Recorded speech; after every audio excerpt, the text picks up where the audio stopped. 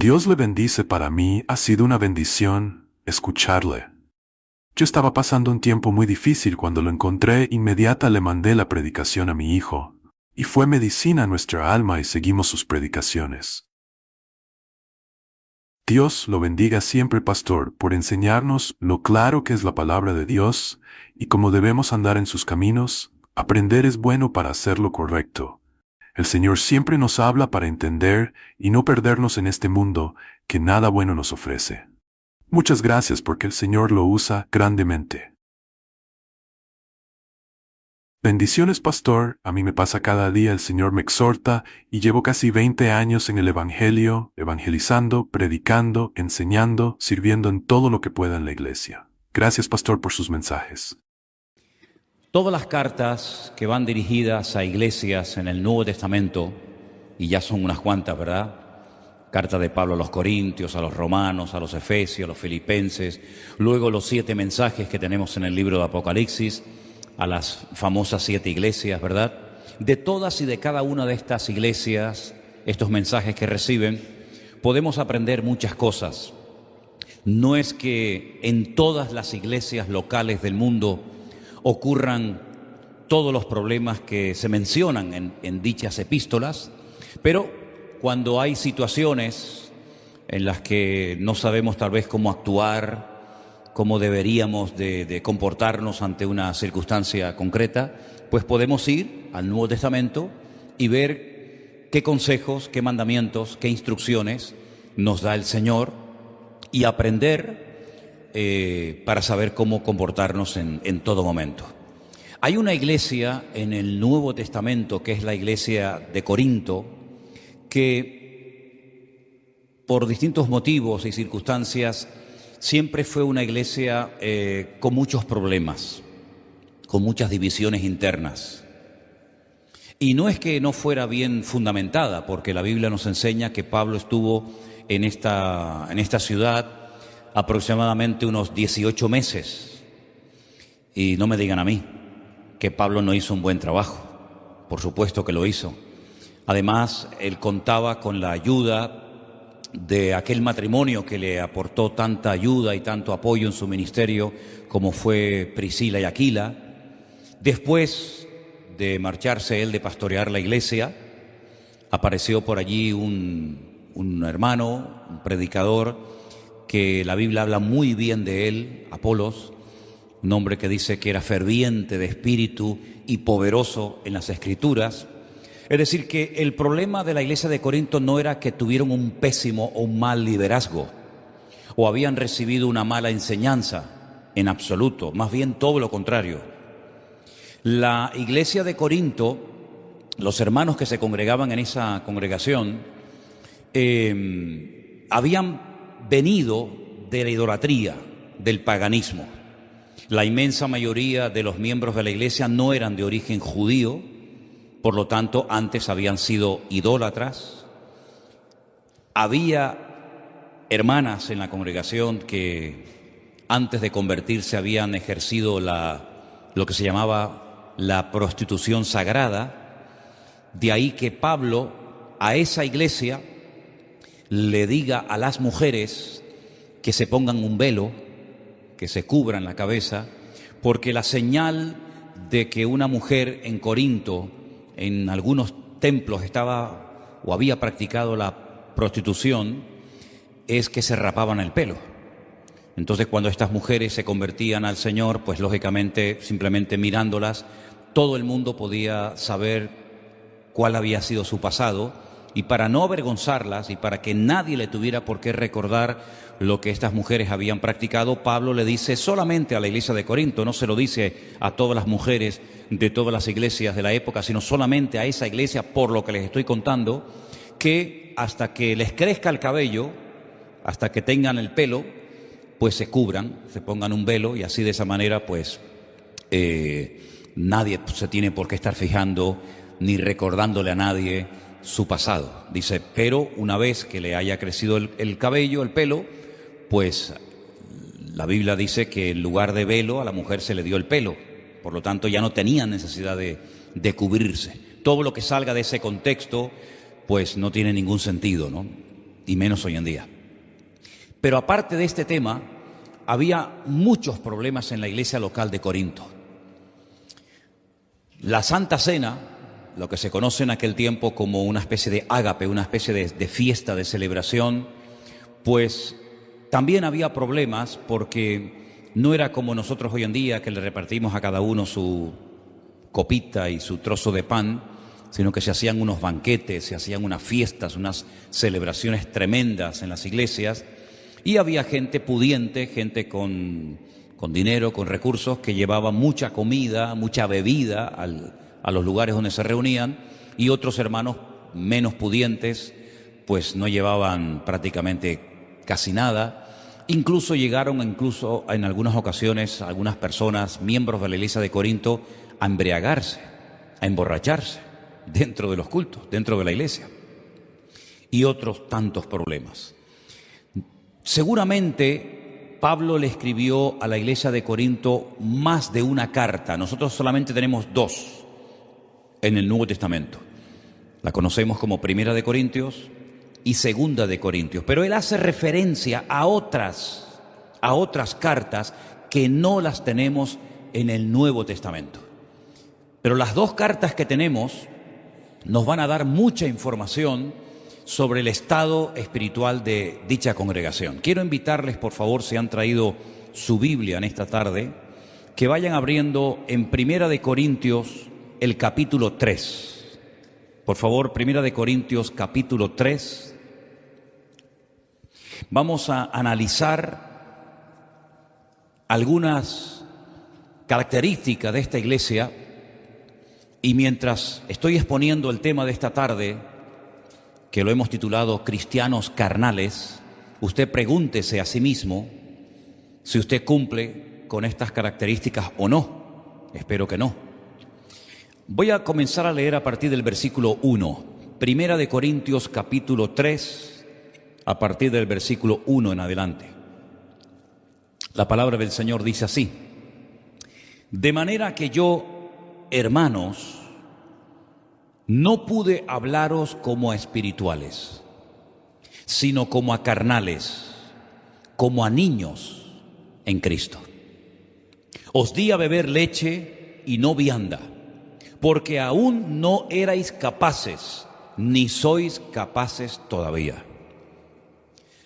Porque aún sois carnales, pues habiendo entre vosotros celos, contiendas y disensiones, ¿no sois carnales y andáis como hombres? Porque diciendo el uno, yo ciertamente soy de Pablo, y el otro, yo soy de Apolos, ¿no sois carnales? ¿Qué pues es Pablo y qué es Apolos? Servidores por medio de los cuales habéis creído, y eso según lo que a cada uno concedió el Señor. Versículo 6. Yo planté, Apolos regó, pero el crecimiento lo ha dado Dios. Así que ni el que planta es algo, ni el que riega, sino Dios que da el crecimiento. Y el que planta y el que riega son una misma cosa, aunque cada uno recibirá su recompensa conforme a su labor. Porque nosotros somos colaboradores de Dios y vosotros sois labranza de Dios, edificio de Dios.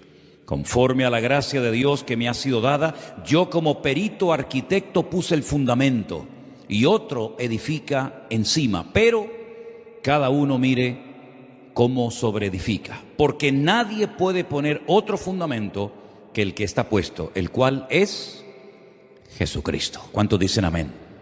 Gloria a Dios. Pablo, lógicamente, cuando le escribe esta carta a la iglesia, no está en la iglesia. Si no, no tendría ningún sentido escribirle una carta a una iglesia estando él presente. Pablo ya está en otra población.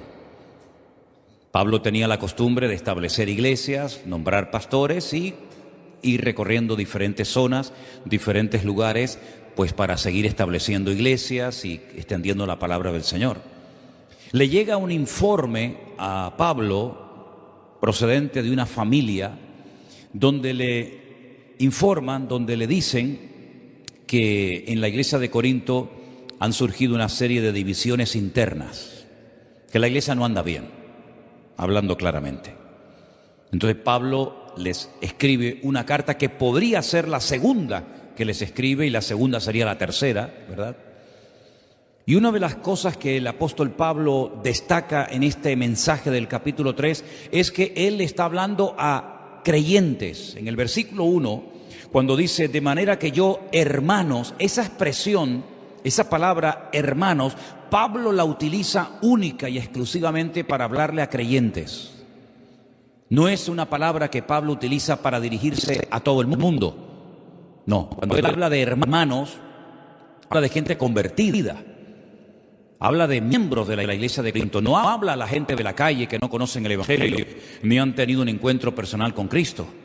Cuando él dice hermanos, se está dirigiendo a los miembros de la congregación, los que han entendido el Evangelio, los que ya llevan tiempo congregándose en esa iglesia. Por lo tanto, esto es muy importante, porque lo que a continuación les va a decir Pablo va dirigido única y exclusivamente a creyentes, no a inconversos, no a gente que no ha entendido el Evangelio, sino a creyentes, cristianos, seguidores de Cristo.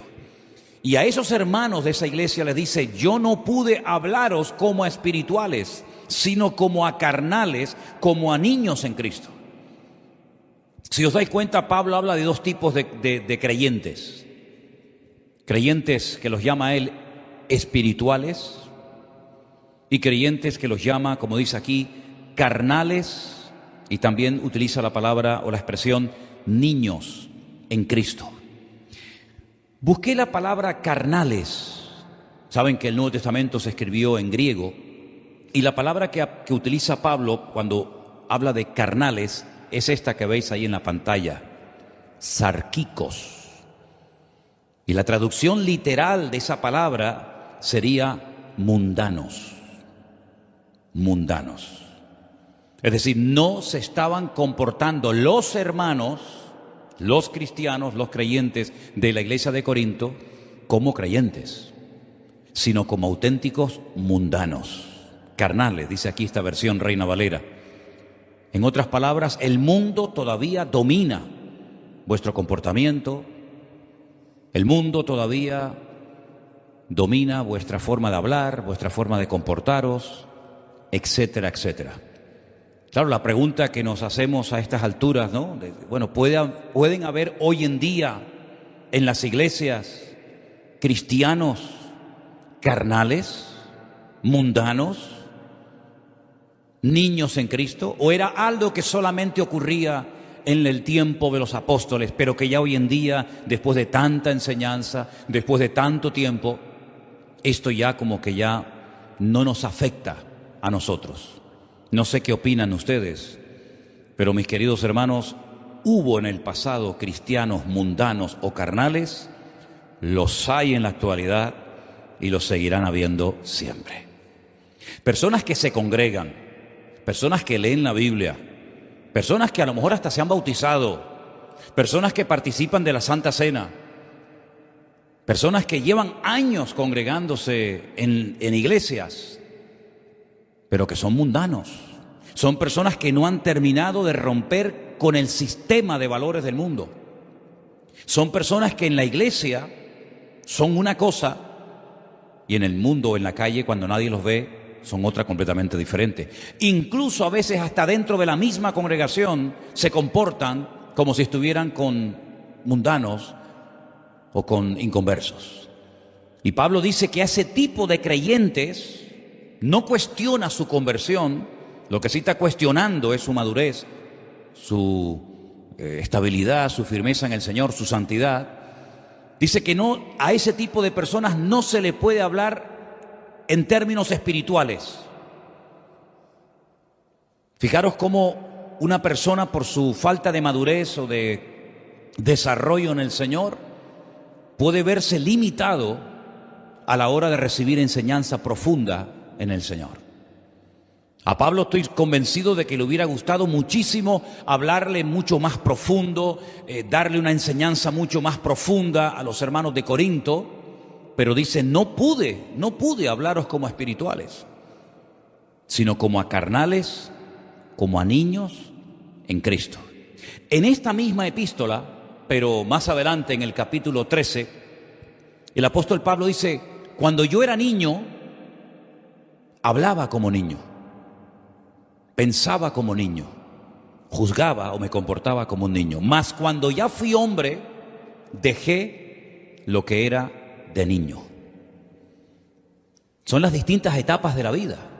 No se le puede pedir a un niño pequeño que hable, que se comporte, que actúe como un adulto, ni tampoco se le puede pedir a un adulto o se espera de un adulto que se comporte como un niño, porque cada etapa, cada edad de la vida, pues lleva unas características, ¿no? Y el apóstol Pablo dice que estos hermanos de la iglesia de Corinto no habían madurado. Los llama mundanos, sarquicos, es la palabra griega que aparece, carnales, niños en Cristo. Dice que les daba leche, que es lo que comen los niños, no alimento sólido, vianda, porque no eran capaces, ni sois todavía en el momento actual, en el momento de recibir la carta, todavía no habían madurado. Dice, sois carnales, se lo vuelve otra vez a repetir.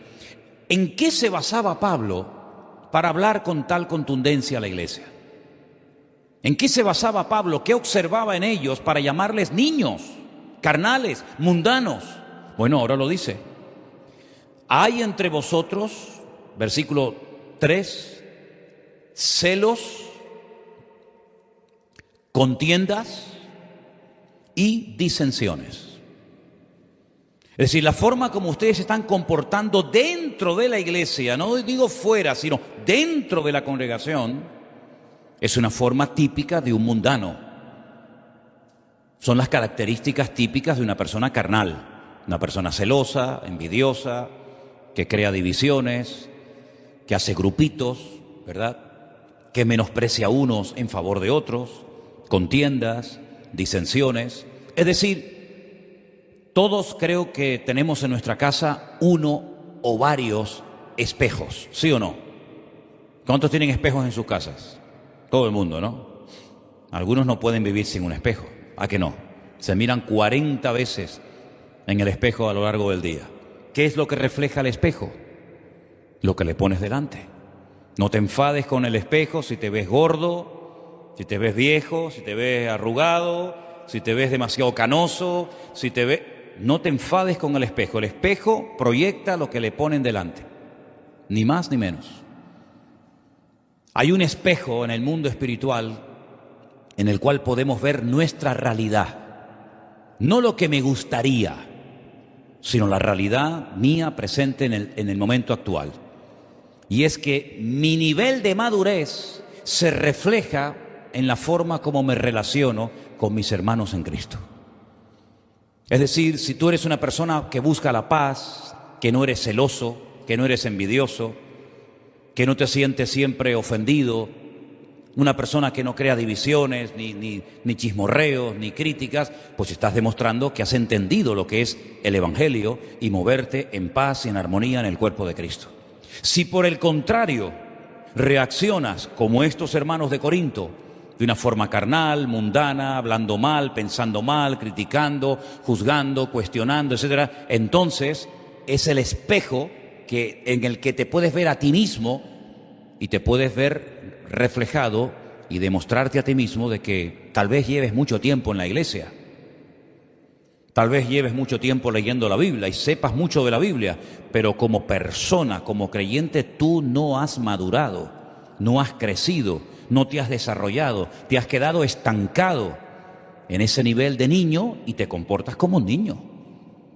Te comportas como un niño, hablas como un niño, piensas como un niño, reaccionas como un niño, y todo eso es la evidencia más que clara de que no ha habido madurez, desarrollo en tu vida. Hay otra carta muy bonita y muy interesante que seguramente ustedes la han leído en otras ocasiones, que es la carta a los Hebreos. Conocéis la carta a Hebreos, ¿verdad? No se sabe exactamente quién la escribió, hay muchas opiniones, eso es lo de menos.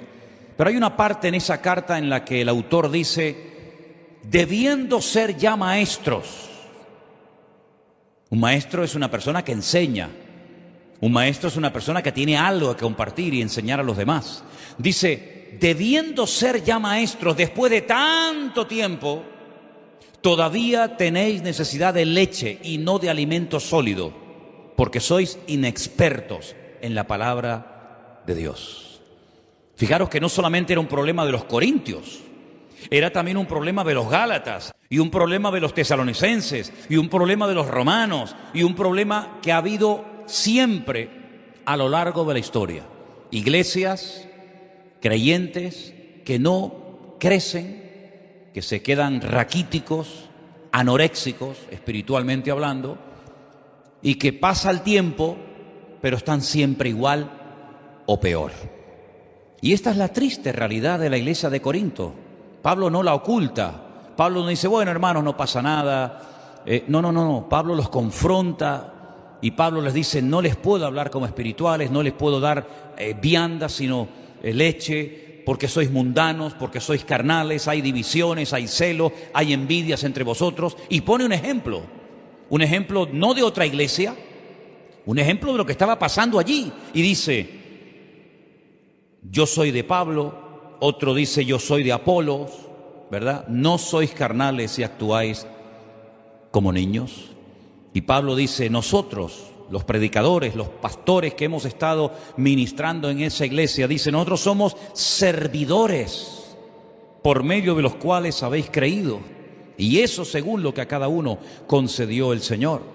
Más adelante en el versículo 9 dice, nosotros somos colaboradores de Dios y vosotros sois labranza de Dios, edificio de Dios, colaboradores, servidores, instrumentos al fin y al cabo, y ellos lo que estaban haciendo es seguir al instrumento en vez de seguir al Dios que usaba el instrumento.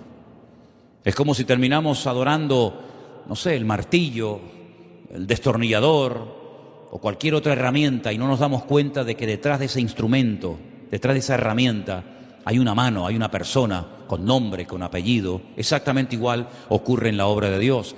Dios puede utilizar mucho a un hombre, Dios puede utilizar mucho a una persona a la hora de predicar, a la hora de enseñar, a la hora de fundar una iglesia, a la hora de hacer muchas cosas, pero detrás de ese instrumento, detrás de esa persona de carne y hueso está el Señor, que es al que tenemos que seguir, honrar y adorar, y no al instrumento que Dios está utilizando. Amén, hermanos. Yo he hecho una pequeña lista de 10 características de los cristianos carnales, de los niños en Cristo. Vamos a ir punto por punto analizando cada uno de ellos, y mientras hablamos de cada uno de estos puntos, pregúntate a sí mismo si te sientes identificado o no con lo que voy a compartir. Característica número 1 de los cristianos carnales poco desarrollados o nada desarrollados en Cristo. Se mueven por emociones y sentimientos. Quiero que todos juntos leamos este primer punto, por favor. Se mueven por emociones y sentimientos. ¿Es malo emocionarse o expresar algún tipo de emoción o de sentimiento? No.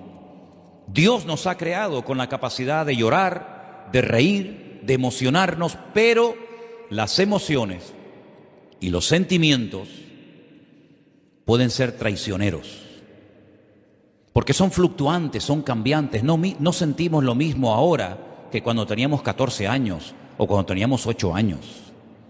No sentimos lo mismo todos los días de nuestra vida, ni nos emocionan, ni nos atraen siempre las mismas cosas que a lo mejor hace años sí. Porque vamos cambiando, vamos progresando, ¿verdad?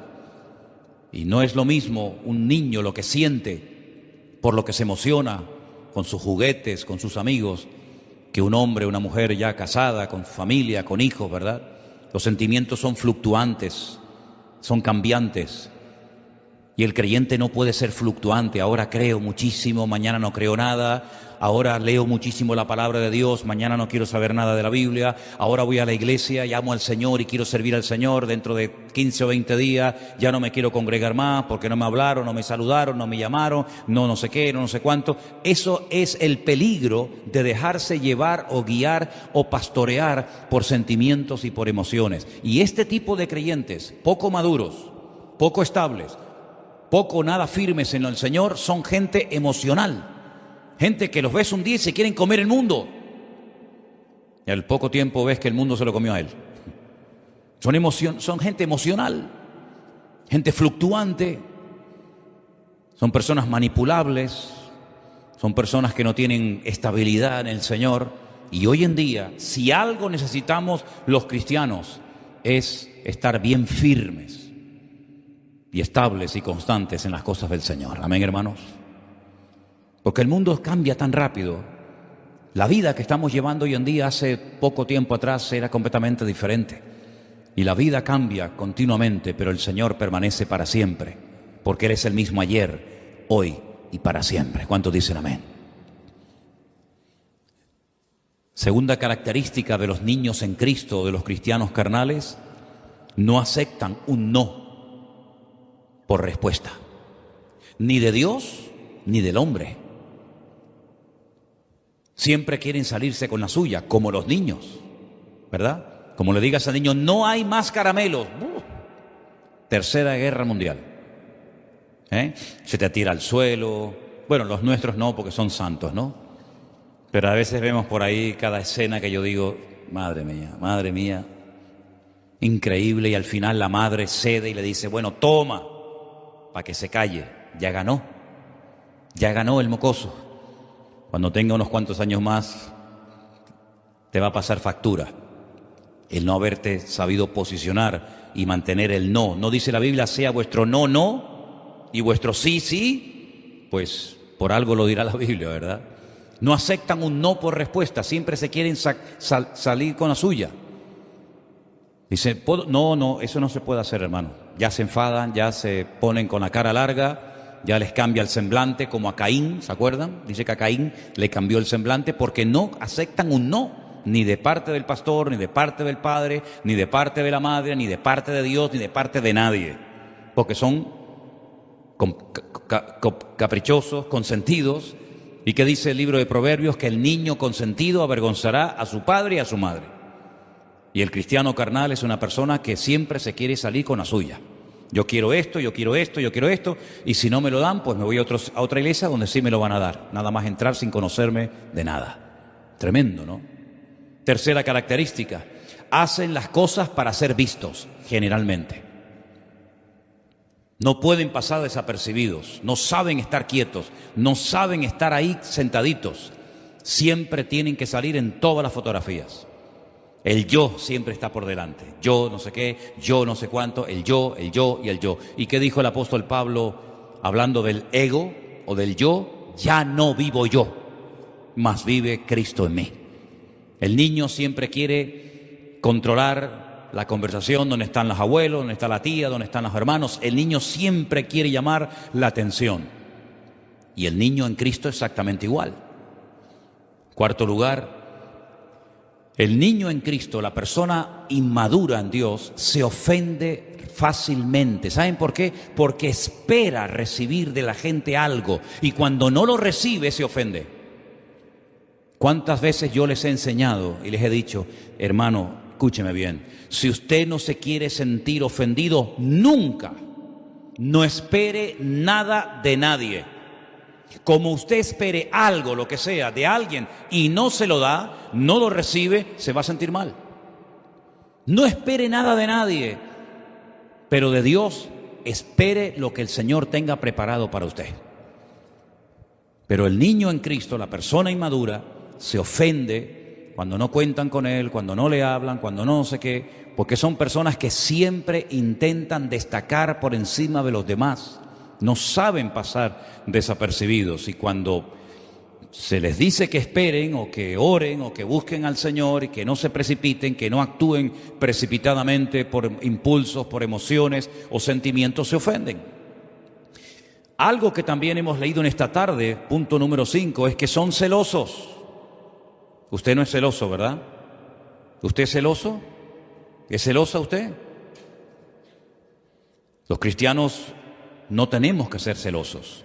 Si Dios usa a este hermano más que a mí, yo me voy a gozar de que el Señor esté usando a mi hermano más que a mí. Y si el Señor bendice y prospera más a mi hermano que a mí, yo me voy a gozar con la bendición de mi hermano y no voy a tener celos ni envidia de él, sino más bien todo lo contrario. Pero son celosos porque tienen miedo a perder su posición, tienen miedo a perder su sitio. Uy, y si viene alguien que canta mejor que yo, y si viene alguien que toca mejor que yo, y si viene otra persona que lleva menos tiempo que yo en la iglesia o en la escuela dominical o en el culto de jóvenes o donde sea, y resulta que me quita el puesto, como si en la iglesia tuviéramos puestos. El único que tiene su puesto y su lugar garantizado es nuestro Dios. ¿Cuántos dicen amén? Porque algo muy importante que he aprendido en el reino de Dios, que no hay nadie imprescindible, pero el creyente inmaduro, el niño en Cristo, el mundano, el carnal, se siente imprescindible. Y el Señor nos ha mostrado 1000 veces que en la iglesia de Cristo no hay nadie imprescindible. ¿Cuántos dicen amén? Se murió Pablo, el apóstol Pablo, una tremenda pérdida. Seguramente muchos hermanos lamentaron que lo ejecutaran en Roma. ¿Qué va a pasar ahora? Nada. La iglesia siguió adelante. Y murió Juan y Santiago y Timoteo.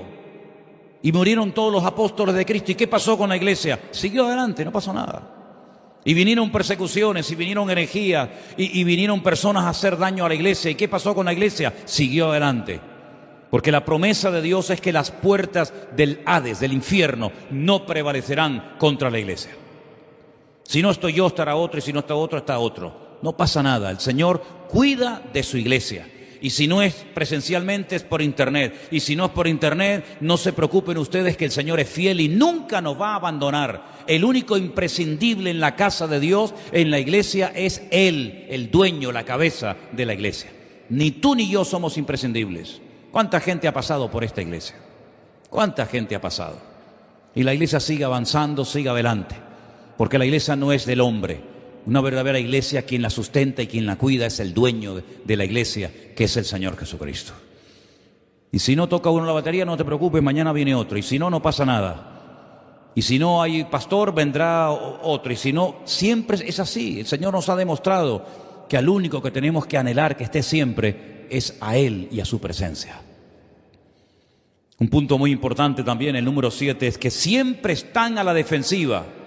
Cualquier mensaje que uno predique ya se lo toman, se sienten aludidos, porque siempre están con la escopeta cargada, siempre están con las uñas para afuera, a la defensiva. Esto lo está diciendo por mí, seguro. Yo sé que esto me lo está diciendo a mí. Gracias al Señor, con 60 años que voy a cumplir dentro de poco tiempo, nunca he necesitado de un micrófono para decirle a una persona en su propia cara lo que he sentido de parte de Dios decirle. No necesito utilizar el púlpito para decirle a usted, hermano y hermana, lo que creo de parte de Dios que le tenga que decir. ¿Cuántas veces, tal vez ustedes no lo saben, porque si no lo digo, ¿cómo lo van a saber? Pero ¿cuántas veces ha terminado un culto y se me han acercado unas cuantas personas y me han dicho, hermano, hoy el mensaje era todo para mí? Hoy el Señor me habló, y resulta que hace 10 minutos me lo dijeron 4 personas y él o ella no se habían dado cuenta. Porque la palabra de Dios es para todos. Y cuando un pastor, por lo menos yo no sé lo que hacen los demás ni me interesa, pero yo cuando predico para toda la congregación, y que cada uno sea ministrado conforme a la necesidad de su corazón. Y si el Espíritu Santo te ha hablado y te ha sentido aludido, no te ofendas, dile, gracias Señor, porque en esta iglesia cada vez que vengo, tú siempre me hablas. ¿Cuántos dicen amén? Yo particularmente, yo he sido muy pocos años miembro de iglesia, porque desde muy joven estoy predicando. Casi de los 17, 18 años estoy predicando, y pocas veces he sido miembro de una iglesia. Pero si yo tuviera que elegir una iglesia para mí, para mi familia, jamás me congregaría en una iglesia donde no me sienta aludido. Jamás me sentaría en una iglesia donde me sienta siempre cómodo. Predique de lo que predique el pastor, hable de lo que hable el pastor, el mensaje siempre me pasa por encima de la cabeza. Yo no me congregaría en una iglesia así, porque yo no vendría a una iglesia para que me pasen la mano. Yo no vengo a una iglesia para que me digan qué guapo y qué bonito que soy. Yo vengo a una iglesia para que mi Dios me confronte y me saque la basura que llevo dentro y pode las ramas secas y trate con mi vida y me cambie. Porque la iglesia es el taller de Dios. Es el lugar donde el Señor pone el dedo en la llaga y nos hace ver cosas que a lo mejor nunca en la vida fuimos conscientes de que ese pecado, esa actitud, esa mala costumbre, esa mala palabra, la llevo arrastrando toda mi vida y no me he dado cuenta hasta el día de ayer que el pastor predicó de ese tema. ¿Qué te parece? ¿A quién le ha pasado eso alguna vez?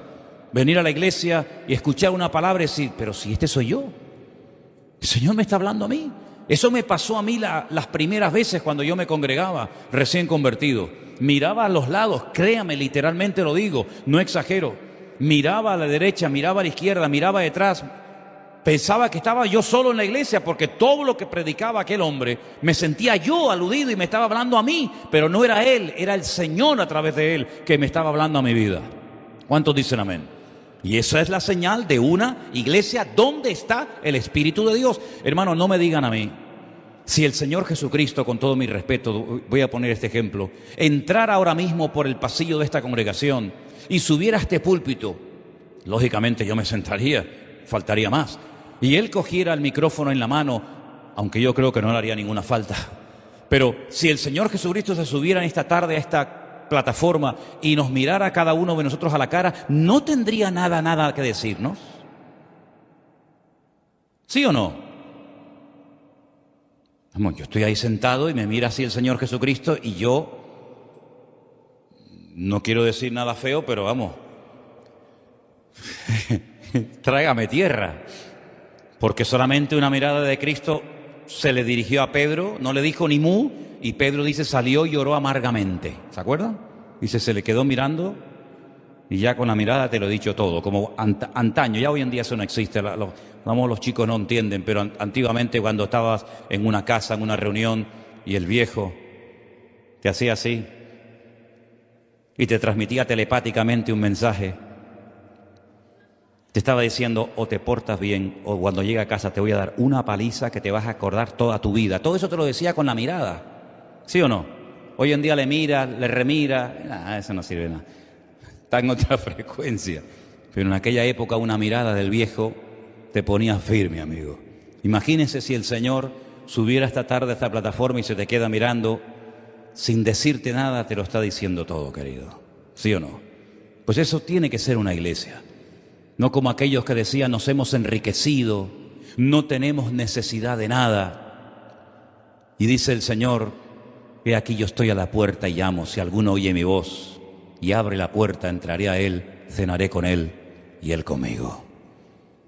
Habían empezado el culto y habían dejado al Señor fuera, metafóricamente hablando, ¿verdad? Habían empezado la reunión, el culto, la alabanza, la predicación, y la presencia del Señor no estaba. ¿Cómo puedo yo saber si en una congregación está o no está la presencia de mi Señor? Porque yo me siento aludido, como si el Señor literalmente me estuviera mirando a la cara, me sentiría tremendamente aludido. Pues en una iglesia, cuando se pone la palabra de Dios, la palabra siempre hablará y tocará nuestros corazones. ¿Cuántos dicen amén? ¡Qué maravilla! Yo lamentablemente, digo lamentablemente porque ya me gustaría a mí poder estar ahí sentado y que me predicara otro y que me enseñara la palabra, pero llevo 40 años prácticamente sin que nadie me predique. Pero qué maravilla tiene que ser venir a la iglesia después de un día de trabajo, cansado o en fin, en las circunstancias que sea, y sentarte ahí y decir, ¡wow, qué maravilla! Se sube sube a la plataforma, ahora el Señor lo usa, me habla el Señor con su palabra. Eso es una maravilla, ¿sí o no? A mí, para que me hable el Señor, tengo yo que orar, tengo que estudiar, tengo que leer la Biblia. Ustedes vienen a la iglesia sin Biblia, pantalón corto, pantalón largo, con camisa larga, camisa corta, como sea, me siento ahí y Dios me habla. Eso es una bendición tremenda. ¿Lo valoran ustedes, sí o no? Es un privilegio maravilloso. No están dispuestos a cambiar. Este punto para escribirlo lo pensé 30 veces. Porque algunos de ustedes dirán, pero hermano, ¿usted cree sinceramente que hay hoy en día gente en las iglesias que no quieren cambiar? ¿Me dejan que les diga un secreto ahora que no nos ve ni nos escucha nadie? Así de gente. Así de gente. Hay mucha gente en las iglesias que no quieren cambiar. No sé a lo que vienen, pero a cambiar no. No quieren cambiar. ¿Y saben lo que me costó años aprender? Lo aprendí, Pero ¿saben lo que me costó años tener que decir? Señor, es verdad, tienes razón, que hay gente que no quieren cambiar, aunque se congreguen en esta o en cualquier otra congregación. Hay gente que no quieren cambiar, te dice, yo he sido así toda mi vida, hermano. En mi familia éramos así. Y es como un estigma, ¿no? Es como decir, yo soy así y no puedo comportarme de otra manera.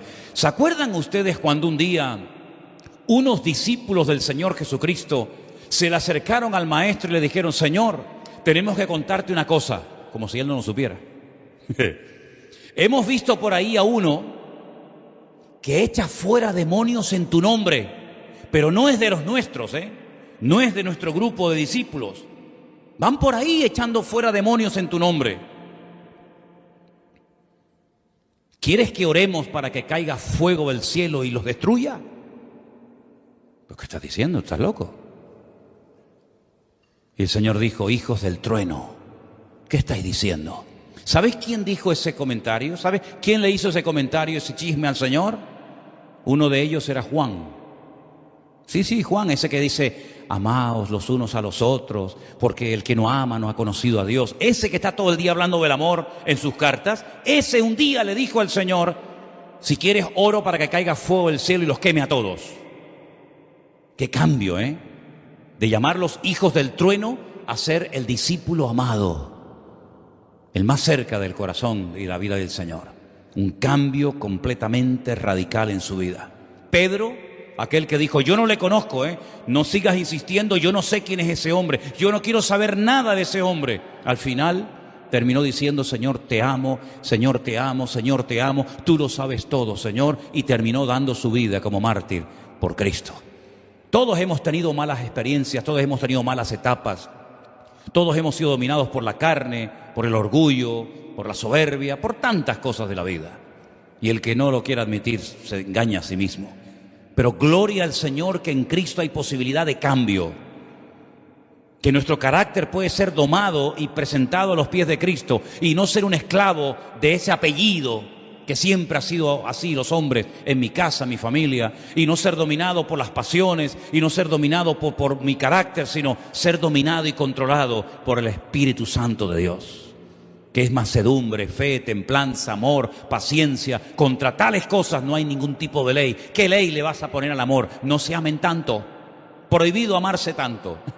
Prohibido tener mucha paciencia. No se le puede poner fronteras al campo. No se le puede poner fronteras, ¿verdad?, al viento, ni al fruto del Espíritu de Dios.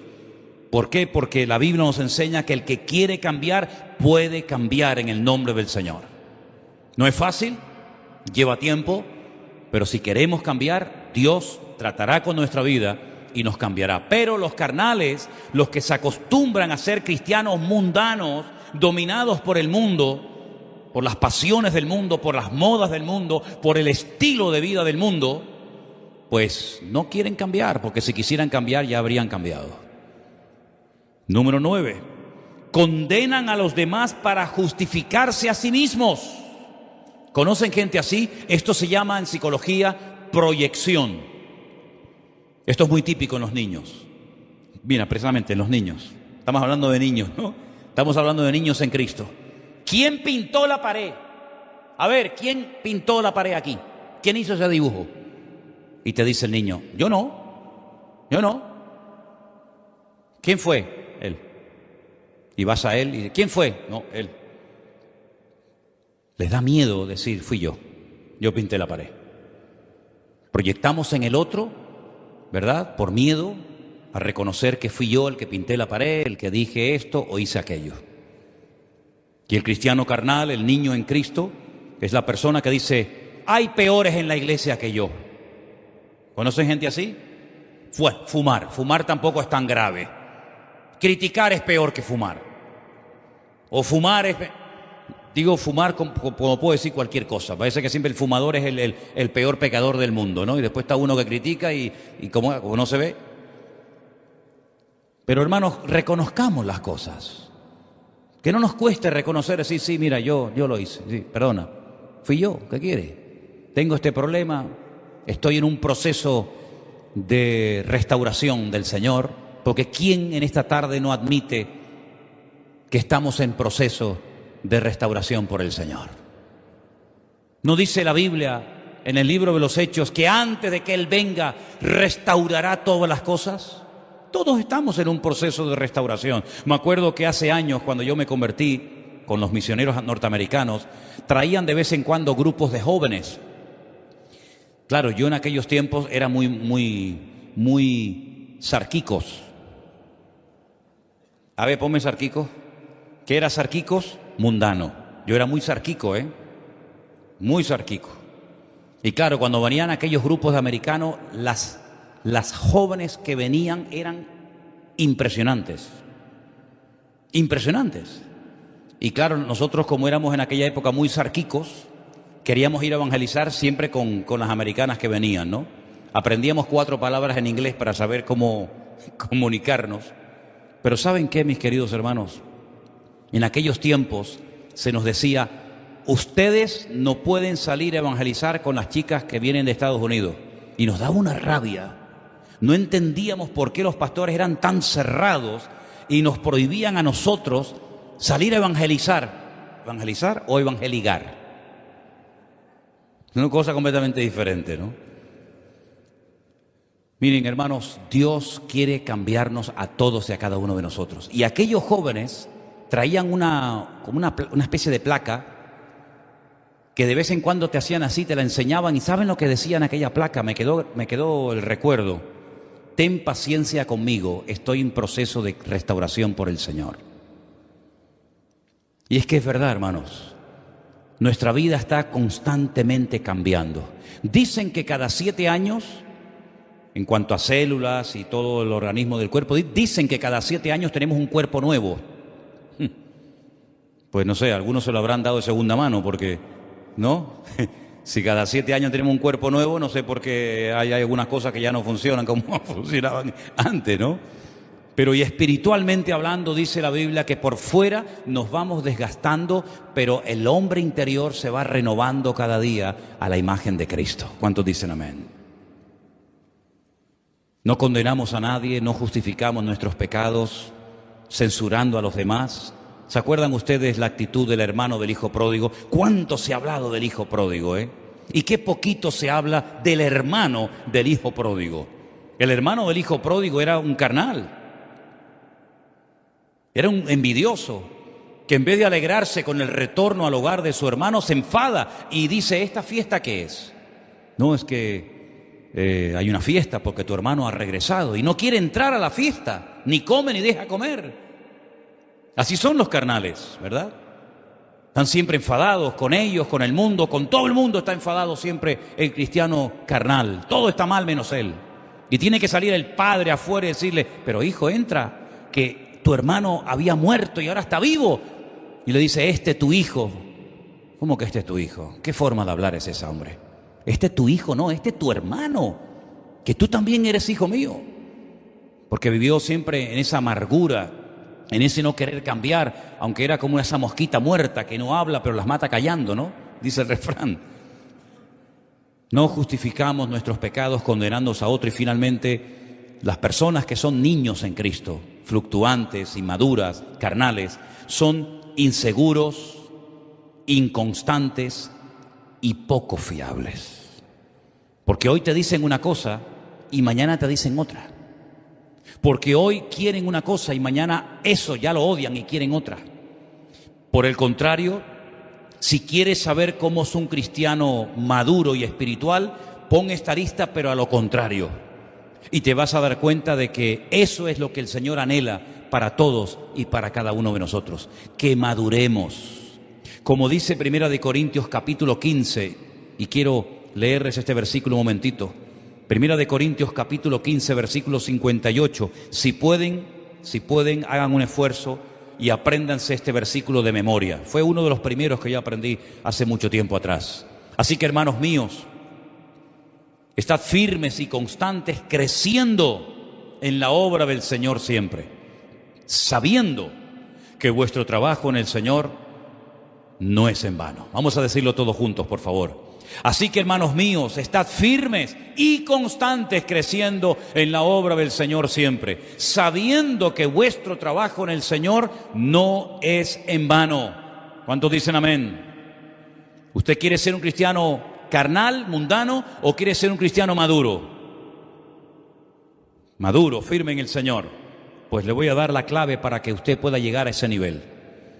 Así que, hermanos, os ruego por las misericordias de Dios que presentéis vuestros cuerpos en sacrificio vivo, santo, agradable a Dios, que es vuestro culto racional.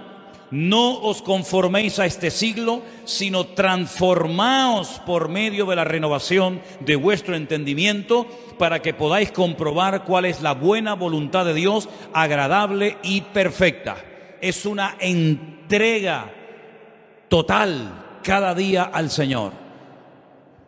No llegar a un nivel de decir, bueno, ya me conformo, ya me acomodo, ya aquí me quedo estancado, satisfecho, sino cada día presento algo más al Señor. Hoy es una cosa, mañana será otra, pidiéndole al Señor que limpie, que cambie, que transforme mi mente, mi sala de máquinas, para que todo mi ser, espíritu, alma y cuerpo, y lógicamente también incluido la mente, ¿verdad?, pues esté al servicio del Señor y de su obra, y que mi naturaleza humana no me lleve al pecado, que mi naturaleza humana separada de Dios no me domine, no me controle, que es lo que la Biblia llama la carne, ¿verdad? Los que son de la carne, ¿en qué piensan? En las cosas de la carne.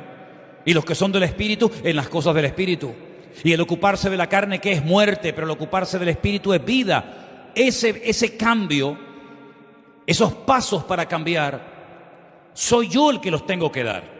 Una cosa es venir a la iglesia y escuchar los estudios, las predicaciones y cantar al Señor. Todo eso está muy bien.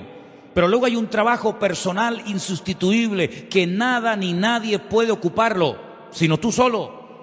Tu mujer puede ser una mujer muy espiritual, o tú puedes ser como varón un hombre muy espiritual y a lo mejor tu esposa no, o tus hijos más que tú, o al contrario, pero es que el crecimiento es individual, no es colectivo. Una cosa es la iglesia, pero luego la iglesia está formada por mucha gente, unos de un país,